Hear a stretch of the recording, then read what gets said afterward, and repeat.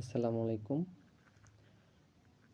Preliminary পরীক্ষার জন্য আমি হচ্ছে যে কি বই পড়ছি তার একটা হচ্ছে লিস্ট আপনাদের দেখাই। তো শুরুতেই দেখেন যে মাস্টার বই আমার কাছে আছে। ইংরেজির জন্য মাস্টার পড়বেন, ইনাফ আরকি, যথেষ্ট হবে। মানে বুঝে পড়বেন। এখানে কিন্তু সাহিত্য অংশ আছে। সাহিত্য অংশটা শেষের দিকে আছে। তো সাহিত্যটা সিলেবাস দেখে মানে প্রশ্নগুলো তো অবশ্যই পড়বেন। আর বিগত যে 46তম BCS হয়েছে, এখানে কিন্তু দেখা যাচ্ছে প্রশ্ন অনেক সহজ ছিল। তাই যেহেতু যদি অন্য ডিপার্টমেন্টে ইংরেজি বাদ দিয়ে হন তাহলে অত টেনশন নেওয়ার দরকার নেই। এখান থেকে মোটামুটি ভালো করে পড়লেই এটা হয়ে যাবে।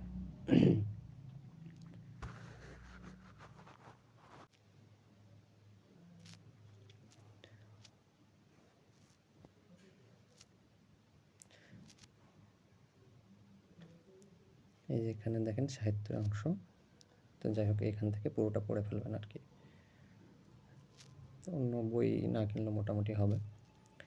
আর বাংলার জন্য অগ্রদূত যথেষ্ট, অনেক ভালো বই। পুরনো ব্যাকরণ বা নতুন ব্যাকরণ বলেন, দুটা ব্যাকরণের হচ্ছে মানে সমন্বয় করে লেখা আর কি। পিএসসির যে হচ্ছে 11 জন লেখক আছে, এগুলো আগে পড়বেন বা হচ্ছে সিলেবাস দেখে পড়বেন আর কি।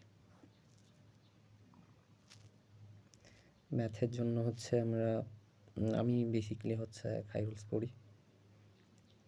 আমার কাছে অনেক ভালো লাগছে। আর আমি ম্যাথের জন্য কি বলবো যে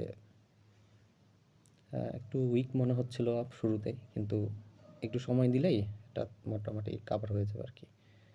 আর যদি পারেন, যদি একেবারে বেসিক দুর্বল থাকে,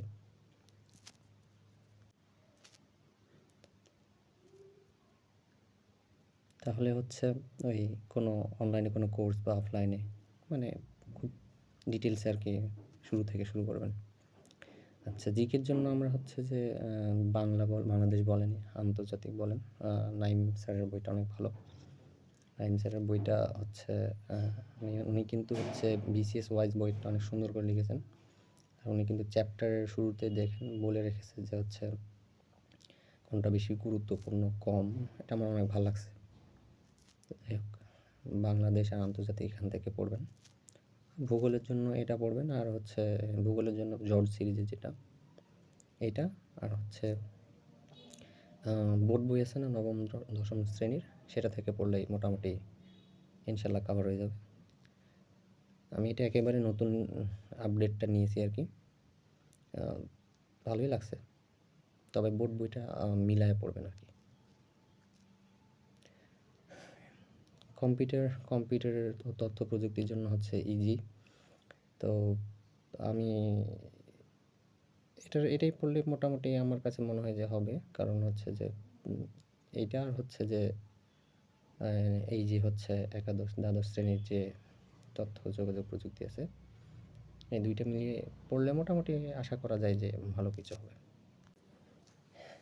এবার বিজ্ঞান দেখেন, দৈনন্দিন মানে বিজ্ঞানের জন্য হচ্ছে এই যে MP3 দৈনন্দিন বিজ্ঞান, এটা হচ্ছে মোটামুটি ভালোই, আমার কাছে তো ভালোই লেগেছে প্রিলিমিনারির জন্য।